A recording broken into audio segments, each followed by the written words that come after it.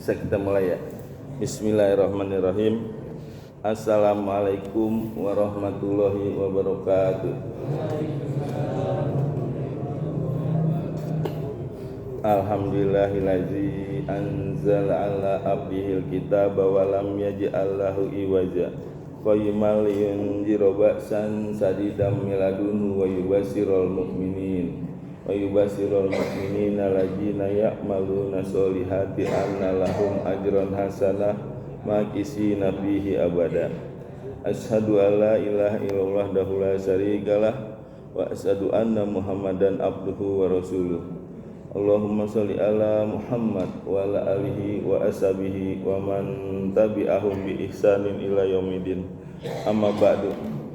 Bapak Ibu yang dirahmati Allah, sebelum kita mulai belajar, mari kita membaca doa belajar. Bismillahirrahmanirrahim. Raditu billahi robba wa bil islami dina wa bi Muhammadin nabiyya wa rasulah. Rabbi zidni ilman wa zukni fahman. Amin. Baik ya, kita lanjutkan kemarin sampai terakhir ya, ayat 213. Berarti sekarang ayat 214 sampai 216. Kemarin udah kan 216. Pak Parmin bilang sampai 216 kemarin. Ya, Ustadz Ari, silakan Ustadz dibaca ayat 214 sampai 216. A'udzu billahi minasy syaithanir rajim. Bismillahirrahmanirrahim. Am hasibtum an tadkhulul jannata wa lamma ya'tikum mathalul ladzina khalau min qablikum massathumul ba'sa'u wad-dharra'u wa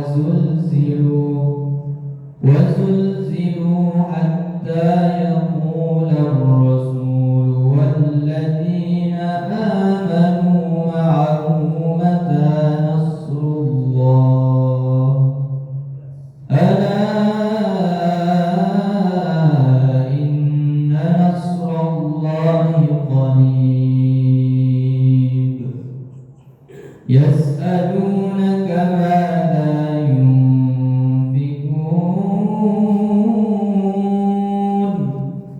qul ma anfaqtum min khairin falil walidayni wal aqrabin wal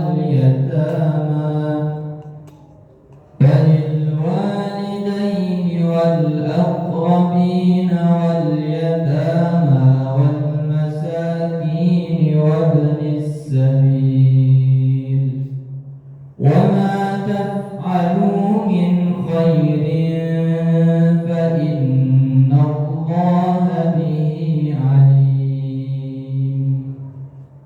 Kutiba alaikumul qitalu wa huwa kurhun lakum wa asa an takrahu syai'an wa huwa khairul lakum wa asa an tuhibbu syai'an wa huwa syarrul lakum wallahu ya'lamu wa antum la ta'lamun. Shadaqallahul azim. Sadaqallahul azim. Masya Allah ya, hangat suasana ya. Baik Bapak Ibu ya, kita murojaah dulu. Udah pernah di ini kan dibaca sama Pak Parmin terjemahannya. Saya baca ayat-ayatnya, Bapak Ibu yang terjemahkan ya. Am hasibtum. apakah kalian mengira antadkhulul jannah, bahwa kalian akan masuk surga, walamma ya'tikum, padahal belum datang kepada kalian, masalul lazina holau, seperti orang-orang yang terdahulu, min qablikum, dari sebelum kalian, masathum, menimpa mereka al-ba'sa, malapetaka, wad-dharau, dan sengsaraan, wazulzilu, dan mereka diguncang, hatta yakula, sehingga berkata ar-rasulu, rasul, walajina amanu ma'ahu, dan orang-orang yang beriman yang bersamanya, mata nasrullah, bilakah pertolongan Allah datang, ala, ingatlah, inna nasrullahi qarib, sesungguhnya pertolongan Allah sangatlah dekat. Yas'alunaka, mereka bertanya kepadamu Muhammad, maza yunfikun, apa yang diinfakkan, yang dinafkahkan. Kul ma anfaqtum, katakan Muhammad, apa saja yang kalian infakkan. Min khairin, dari yang baik-baik. Falil walidaini, maka hendaklah memberikan kepada kedua orang tua. Wal aqrabin, dan kaum kerabat. Mana yang lain suaranya nih? Wal yatama, anak yatim, wal masakin, dan orang-orang miskin, wa bani sabil, dan orang-orang yang dalam perjalanan. Wa mataf'alun, dan apa yang kalian kerjakan, min khairin, dari yang baik-baik. Fa innallaha, maka sungguhnya Allah, bihi, dengannya, alim, maha mengetahui. Kutiba alaikumul qital, diwajibkan atas kalian untuk berperang, wa huwa kurhul lakum, padahal berperang itu dibenci oleh kalian.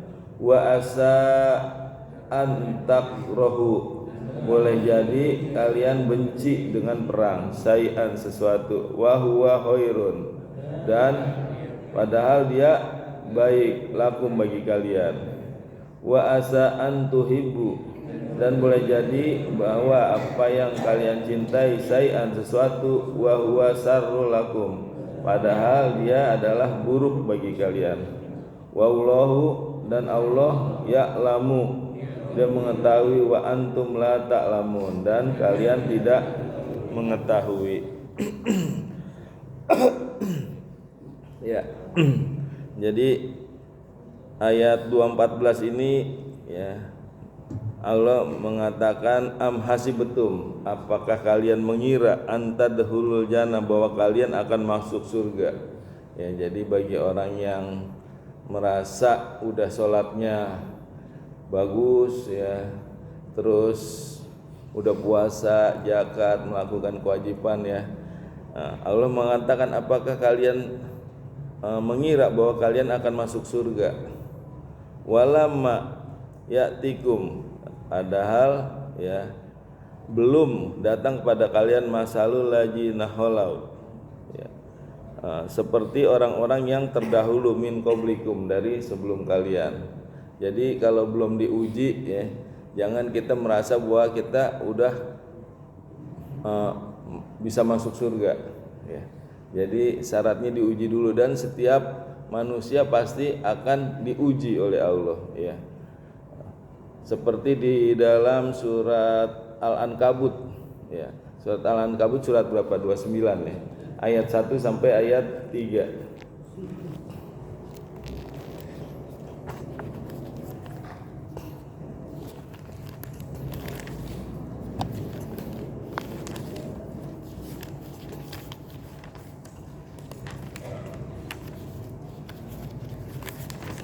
Ya.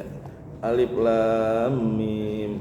Ahasiban nas, apakah manusia mengira, ayutraku, bahwa mereka dibiarkan, ayyakulu, bahwa mereka berkata amana, ya, bahwa kami beriman, wahum la yuftanun, padahal mereka tidak diuji.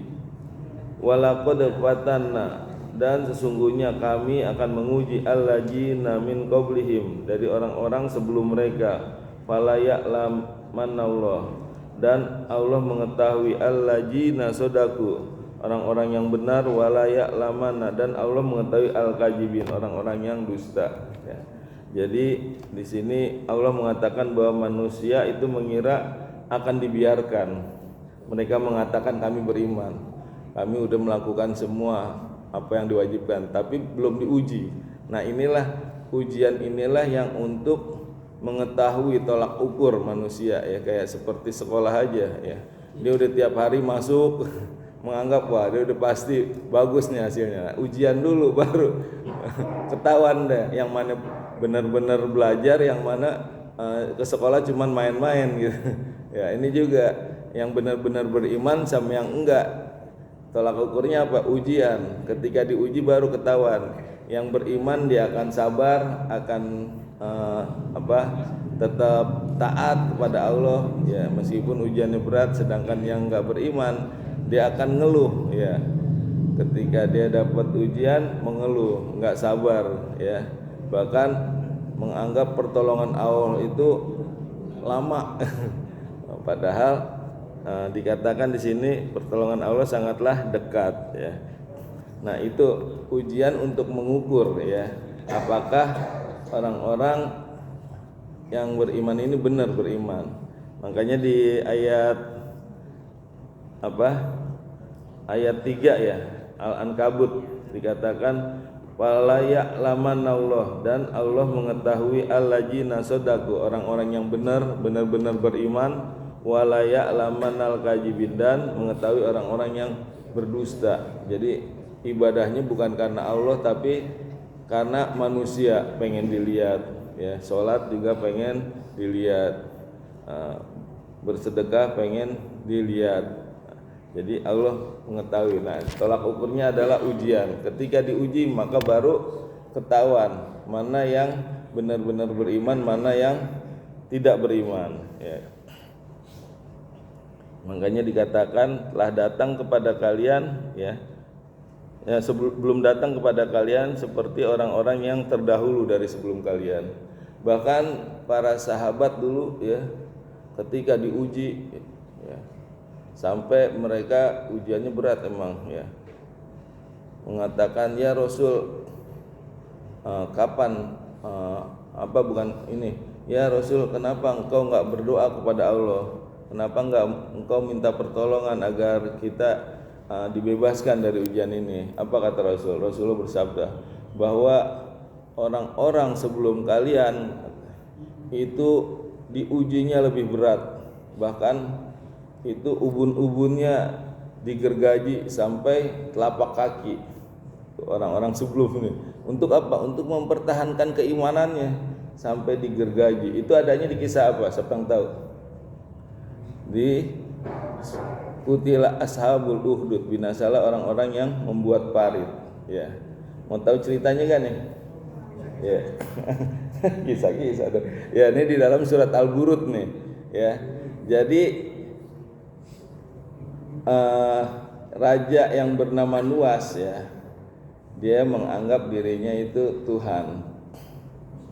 Nah terus ada sahabat dekatnya ya, sahabat dekat dari raja ini buta. Nah, raja juga punya tukang sihir. Ini ceritanya agak panjang nih tapi ini nggak apa-apa ya. Kayaknya seneng kisah-kisah nih. Ya, nah jadi raja ini punya tukang sihir.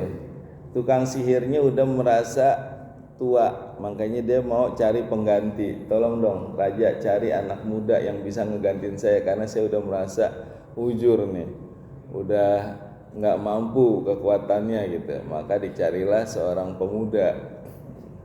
Nah rupanya pemuda ini ya ketika dia mau belajar ya menuju ke tempat kerajaan ya untuk bertemu dengan tukang sihir, dia melewati satu seperti gereja gitu ya. Nah di situ dia bertemu dengan pendeta. Nah pendeta itu sedang mengajarkan tentang agama, rohib lah ya. Nah di situ dia mendengarkan.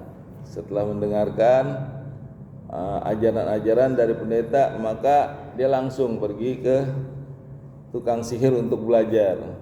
Nah setiap datang telat dimarahin, bahkan dipukul. Maka dia lapor kepada pendetanya bahwa dia kalau telat dimarahin, bahkan dipukul. Maka kata pendetanya, kalau gitu kalau kamu telat bilang ada urusan keluarga yang belum selesai gitu.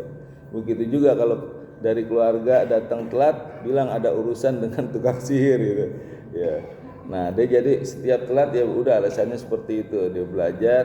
Nah, suatu hari ya, ketika dia mau menuju ke tempat tukang sihir untuk belajar ya, itu ada binatang besar ya, menutupi jalan. Nah, disinilah dia mau ngetes nih, mana yang benar nih, apakah ilmu yang dipelajari dari rohib ya atau dari tukang sihir. Maka dia ambil batu, lalu dia sebut nama Allah. Ya Allah, jika ini memang benar ajarannya dan ini bisa untuk kebaikan bagi orang-orang yang mau lewat, maka tolonglah ya Allah. Maka dilemparlah binatang yang besar itu pakai batu dan binatang itu mati. Dan dia yakin ternyata pelajaran rahib inilah yang benar ya. Ini pendetanya masih pendeta yang belum campuran ya. Jadi dia yakin bahwa pelajaran rahib. Akhirnya dia mengatakan kepada rahib bahwa dia ketika lewat di jalan ada binatang besar ya. Lalu ditimpuklah pakai batu ya dengan menyebut nama Allah. Kata pendeta apa? Wah, itu tingkatanmu itu udah tinggi, itu udah melewati saya itu kemampuannya gitu ya. Hati-hati, janganlah kamu cerita ya bahwa kamu belajar sama saya ya. Kalau ada yang nanya jangan cerita bahwa kamu belajar dengan saya ya. Maka ketika itu juga ya, dia mendapatkan seperti sesuatu yang diberi anugerah sama Allah. Dia bisa menyembuhkan penyakit ya, penyakit buta, penyakit kusta, semua penyakit dia bisa sembuhkan. Akhirnya tersebarlah ke seluruh penjuru di daerah situ ya. Bahkan sampai sahabat dekatnya raja yang punya penyakit buta, dia tahu. Akhirnya dia mendatangi pemuda itu. Dia mengatakan, kalau engkau bisa menyembuhkan penyakit butaku ini yang udah puluhan tahun buta ya, engkau akan aku berikan hadiah yang banyak gitu. Lalu apa kata pemuda ini? Aku ini nggak bisa menyembuhkan, yang bisa menyembuhkan adalah Allah. Nah, jika engkau mau beriman, maka aku akan berdoa agar engkau bisa disembuhkan. Maka maulah dia nih sahabatnya raja ini untuk beriman kepada Allah. Akhirnya didoakan dan benar matanya sembuh ya. Maka ketika dia kembali ke kerajaan, sahabatnya ditanya siapa yang menyembuhkan gitu ya. Yaitu pemuda itu, Allah dibilang yang izin. Allah siapa gitu? Itu Tuhanku dan Tuhanmu juga. Marah raja. Jadi engkau selama ini enggak menganggap aku Tuhan, masih ada Tuhan yang engkau sembah gitu ya. Ya, dia adalah Tuhanku dan Tuhanmu yang menyembuhkan penglihatanku yang dari kebutaan menjadi melihat gitu. Nah, rupanya pemuda ini akhirnya terkenal nih, banyak yang pada berobat gitu. Akhirnya dibawalah ke kerajaan, pemuda itu dipanggil. Nah, setelah dipanggil dipaksa dia ya, ditanya, kamu belajar dari mana gitu. Enggak ngaku itu dia, karena udah dijanjikan sama rahibnya jangan cerita-cerita. Tapi karena dipaksa, disiksa ya, akhirnya enggak tahan juga ya, kayak siapa, Peggy dipaksa akhirnya ngaku terpaksa gitu, karena enggak kuat dengan siksaan bahwa yang ngajarin adalah rahib. Maka dipanggillah rahib ini, pendeta ini ya. Lalu ditanya, apakah engkau telah mempunyai Tuhan yang lain? Kembalilah engkau kepada ajaran yang lama, maksudnya yang dulu, dia menyembah Tuhannya raja gitu. Dia nggak mau rahib ini, dia tetap mengakui bahwa Tuhannya adalah Allah ya. Maka dipotonglah ya pendeta ini dengan gergaji dari kepalanya sampai ke kakinya ya. Nah itu ada yang diseset dagingnya pakai sisir besi gitu, jadi dibersihin dari tulangnya. Nah itu untuk mempertahankan keimanan sampai dipotong itu kepalanya. Nah lalu setelah dipotong pendeta itu, sekarang giliran sahabatnya yang udah sembuh. Bagaimana, kamu mau gak kembali ke ajaran yang lama gitu? Aku enggan, aku tetap ingin beriman kepada Allah, ajarannya anak muda ini, Tuhannya pemuda ini gitu. Maka dipotong juga itu sahabatnya raja ya.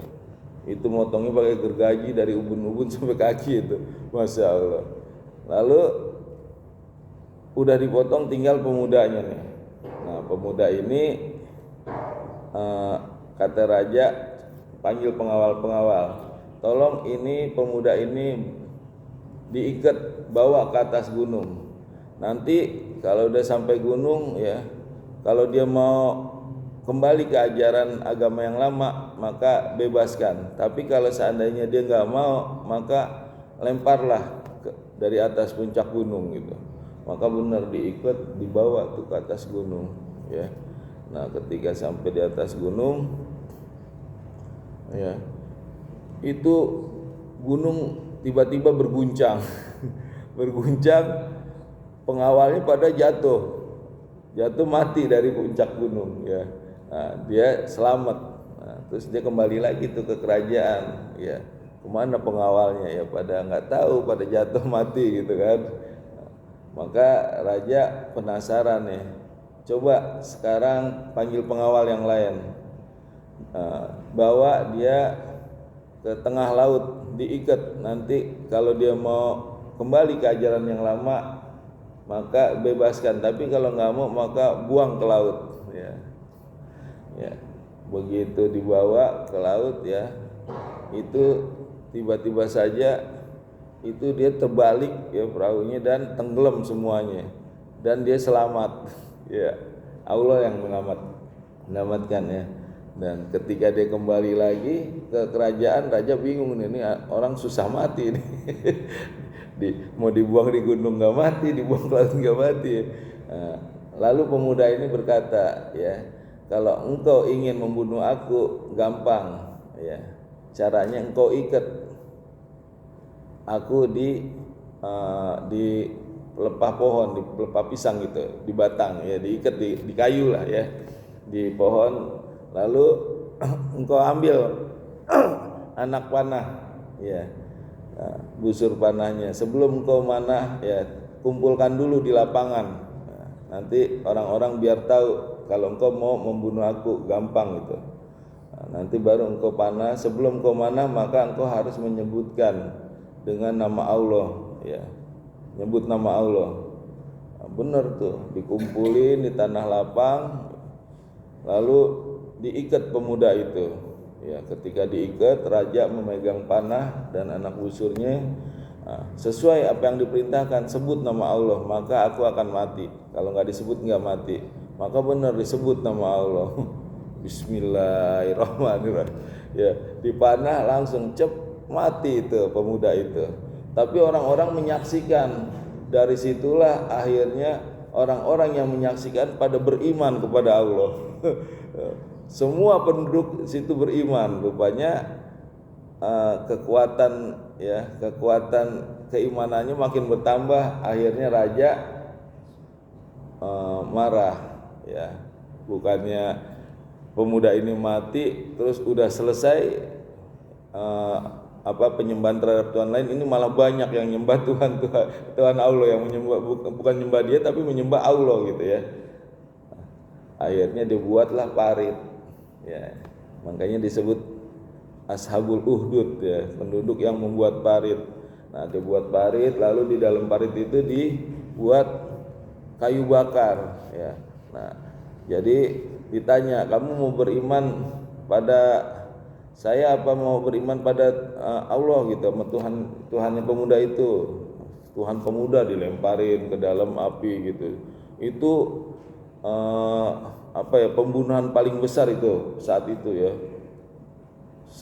Ribuan orang yang dimasukkan ke dalam parit itu gitu, karena paritnya besar dan raja itu duduk di dekat parit sambil melihat orang yang dilemparin gitu. Sampai ada seorang ibu yang membawa anak gitu. Nah, dia kan khawatir anaknya masih kecil gitu. Antara beriman dengan anak nih pilihannya gitu. Allah kasih mujizat, anak itu bisa bicara gitu. Ya ibu, katanya, api dunia ini nggak lebih panas dari api neraka lebih panas gitu. Maka ibunya masuk juga bersama anaknya ke dalam parit yang ada apinya menyala-nyala. Nah itulah ya kisah dari Ashabul Uhdud. Makanya dikatakan kutilah Ashabul Uhdud, binasalah orang-orang yang membuat parit ya. Itu menjaga, mempertahankan keimanannya sampai dibelah itu. Ya, makanya Rasulullah mengatakan orang dahulu ya itu ujiannya berat sampai digergaji ubun-ubunnya gitu. Makanya ketika sahabat minta doain, ya ini belum seberapa ini ujiannya, belum ada apa-apanya. Dulu itu sampai digergaji untuk mempertahankan keimanannya. Ini baru ujian yang nggak seberapa ya. Ya itu ya kisah Ashabul Uhdud.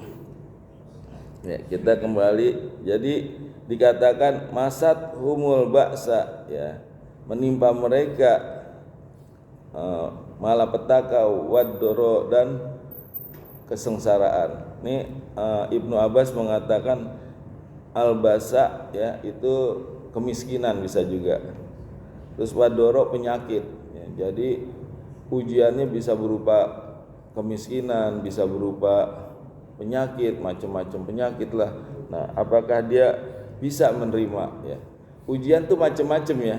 Enggak hanya kesusahan, enggak hanya penderitaan, ada juga ujian kesenangan. Bahkan ujian kesenangan ini sebenarnya yang berat loh.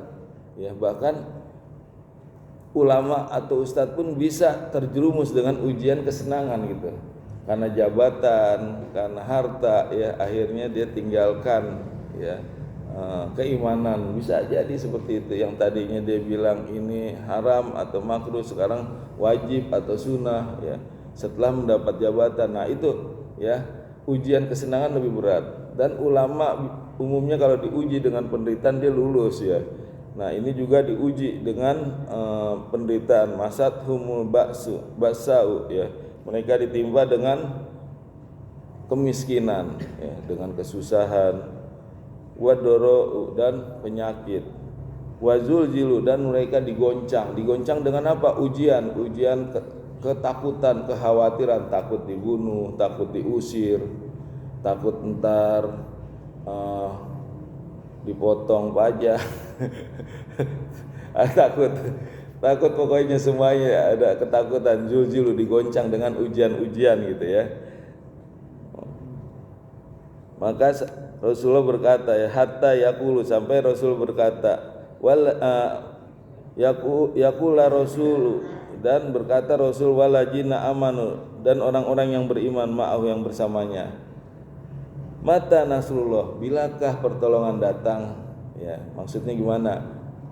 Bilakah kalau kemenangan Allah berikan ya, maka kalau pertolongan datang, kemenangan Allah datang ya, itu akan membuat dia menjadi senang gitu.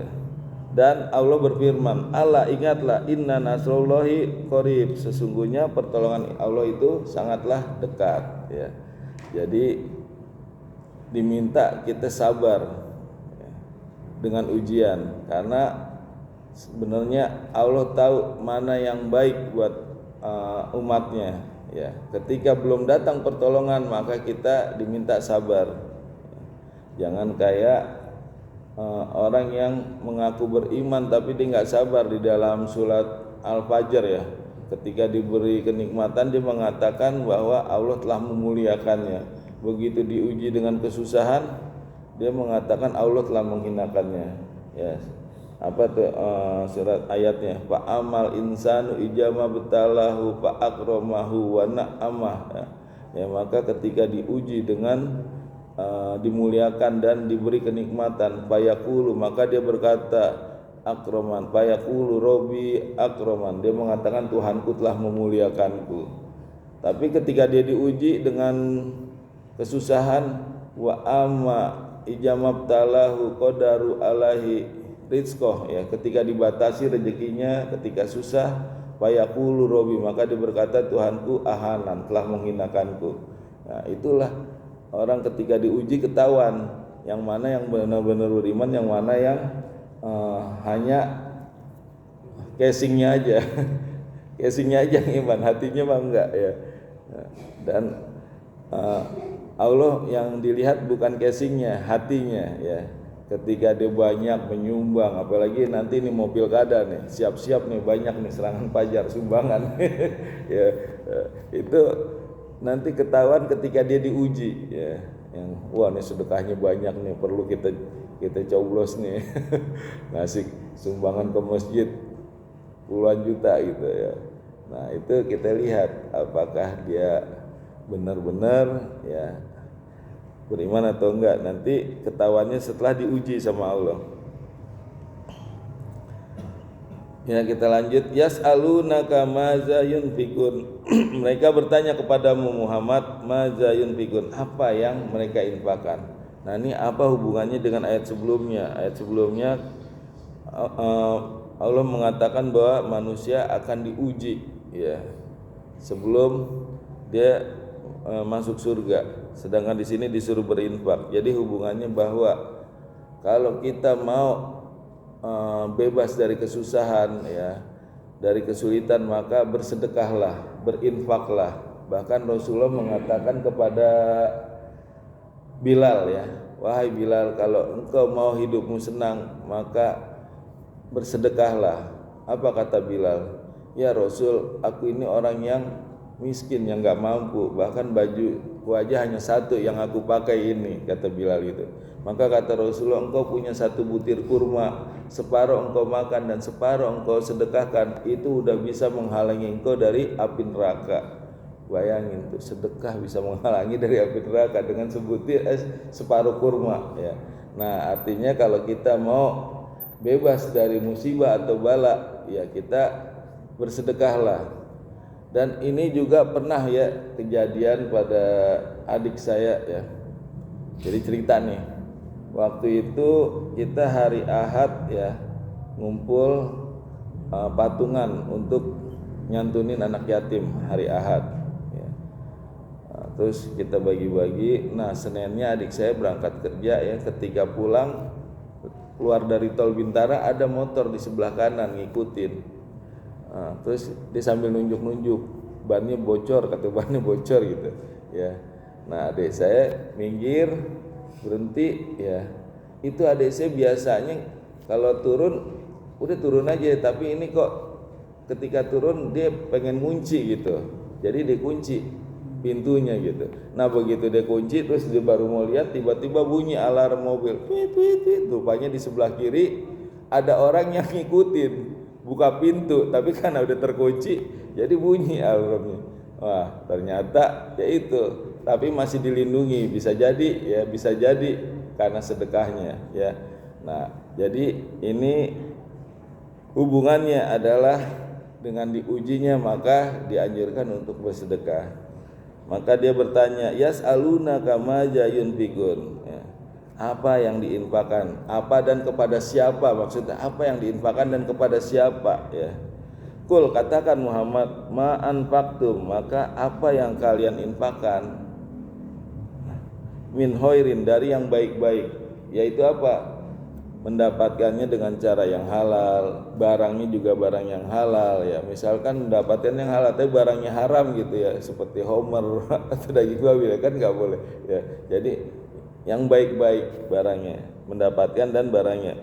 Falil walidaini, maka hendaklah berikanlah kepada kedua orang tuamu, ya. Tadi Ustadz Ari udah bacakan tuh di rakaat kedua, ya, untuk bersedekah kepada walidaini, terus dengan kaum kerabat, ya, dengan anak yatim, fakir miskin, wabni sabil, ya. Nah, itu urut-urutannya yang pertama orang tua ya. Jadi Allah mengurutkan hendaklah yang pertama berikan kepada orang tua. Karena orang tua yang melahirkan kita ya. Orang tua yang membesarkan kita. Bahkan kita ya diwajibkan untuk berbakti kepada orang tua dan diharamkan untuk durhaka kepada orang tua. Dan satu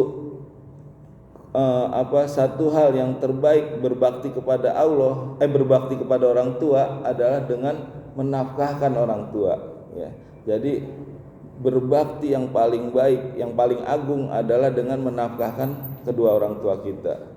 Dan durhaka ya, orang yang durhaka adalah orang yang tidak menafkahkan kepada orang tuanya ya. Orang tuanya susah, dalam keadaan makan aja susah, terus dia nggak mau memberi nafkah, maka itulah yang paling durhaka. Makanya meskipun ini sunnah, tapi ketika kita menafkahkan orang tua itu menjadi wajib, karena itu berbakti kepada orang tua adalah wajib, maka kita wajib untuk menafkahkannya ya.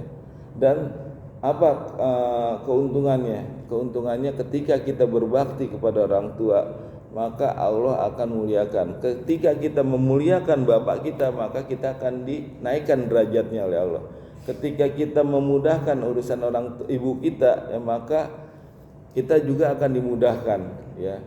Doa kita diijabah, urusan dimudahkan ya. Ketika kita memuliakan ibu, kita dimudahkan urusannya. Ketika kita memuliakan bapak, kita akan dinaikkan derajatnya. Itulah. Bahkan Allah ya mensejajarkan ya, bareng-bareng dengan posisinya dengan orang tua. Bersyukurlah kepadaku dan kepada kedua orang tuamu ya. Itu ada di surat Luqman. Surat Luqman surat berapa? 31 ayat 14 ya. Jadi sampai disejajarkan itu karena begitu mulianya ya orang tua. Allah sampai memerintahkan untuk bersyukurlah kepadaku dan kepada kedua orang tuamu.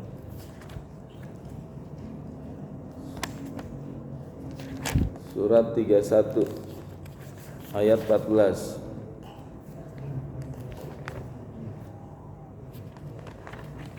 Udah ketemu? Nih. Wa wasoina, dan kami perintahkan al insana manusia biwalidain untuk berbakti kepada kedua orang tua. Hamalathum ummuhu ya. Ibunya telah mengandung wahnan ala wahnin, dalam keadaan lemah dan bertambah lemah. Wa fisoluhu, dan dia menyapihnya fi amaini, dalam 2 tahun, usia 2 tahun disapih. Bayangin nyusuin 2 tahun itu. Anis kurli, maka bersyukurlah kepadaku, wali walidaika, dan kepada kedua orang tuamu. Yes, Allah membarengin tuh. Bersyukurlah kepadaku dan kepada kedua orang tuamu. Karena posisi orang tua itu mulia, makanya Allah sampai membarengin ya. Bersyukurlah kepadaku dan kepada orang tuamu. Makanya kalau kita memuliakan orang tua, maka Allah akan memuliakan.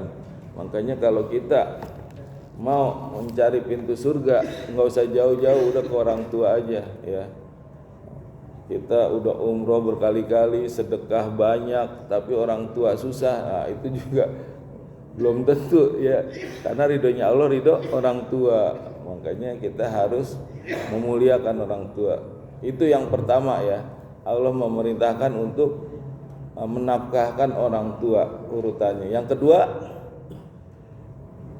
yaitu wal aqrabin, dan kaum kerabat, yaitu siapa? Saudara kandung ya, orang terdekat, terutama satu darah. Jangan sampai kita memberi makan kepada orang-orang yang susah, saudara sendiri dalam keadaan susah, nggak ditolong, nggak dibantu. Nah itu kan masih satu hubungan kaum kerabat, satu hubungan darah, maka kaum kerabat dulu yang didulukan ya, baru yang lainnya. Yang ketiga urutannya wal yatama, dan anak yatim. Nah, anak yatim ini kalau menurut Ustadz Firanda batasnya sampai balik ya.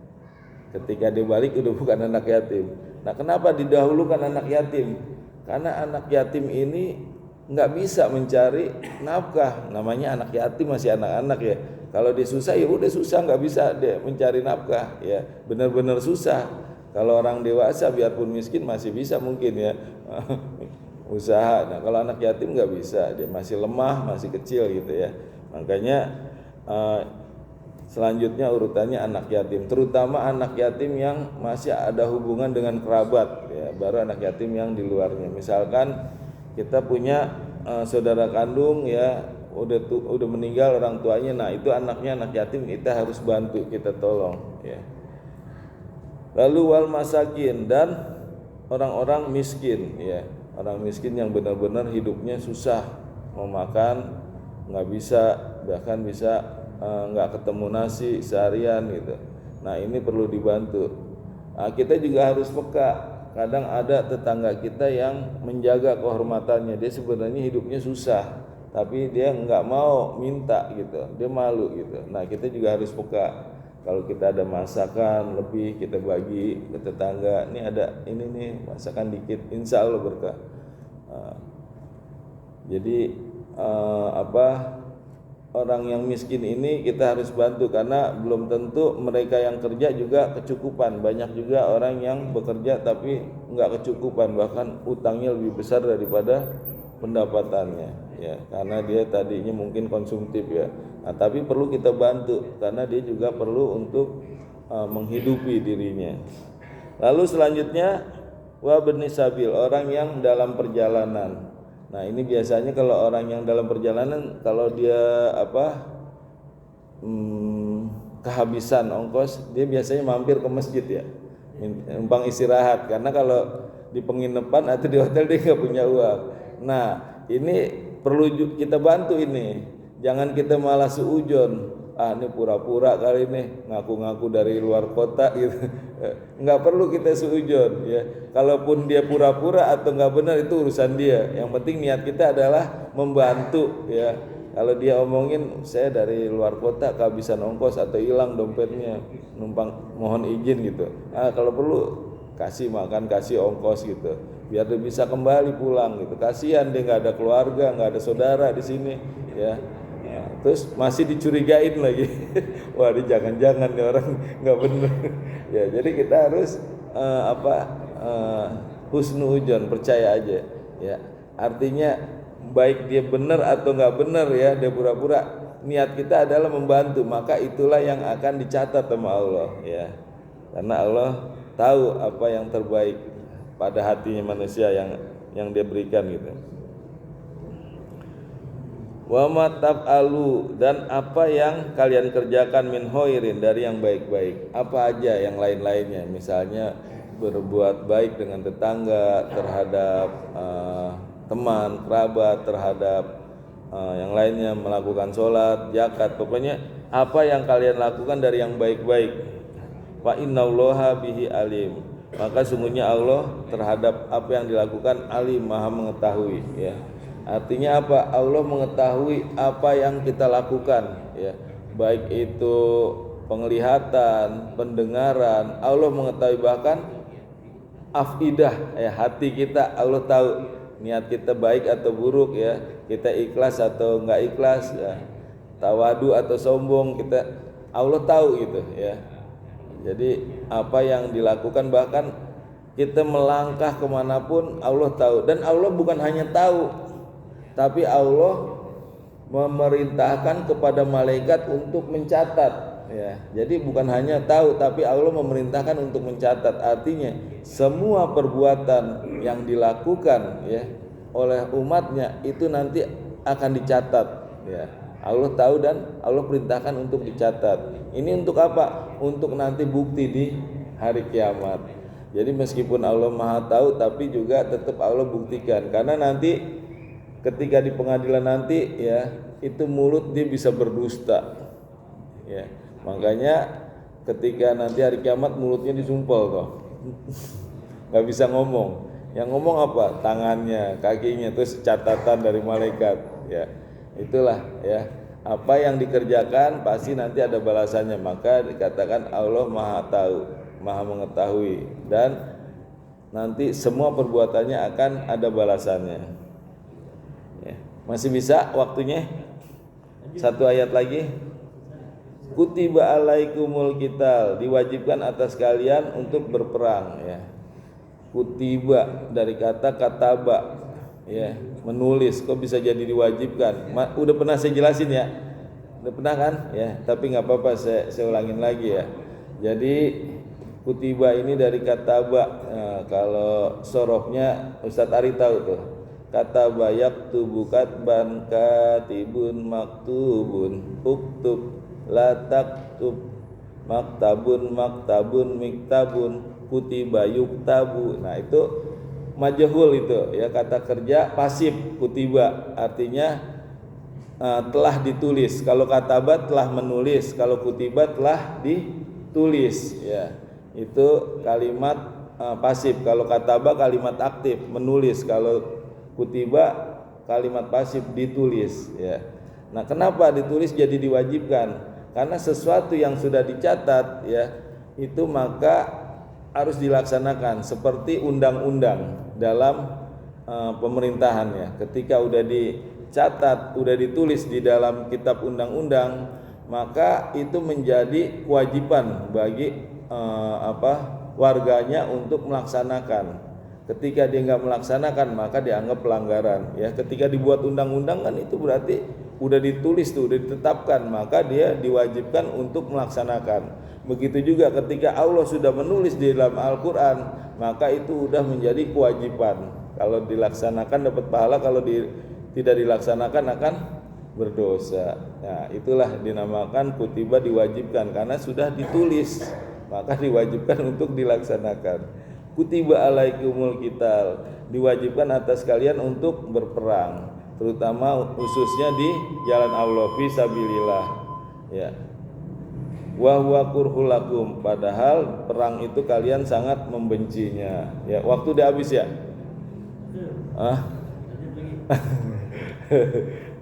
Ya udah kita cepat ya.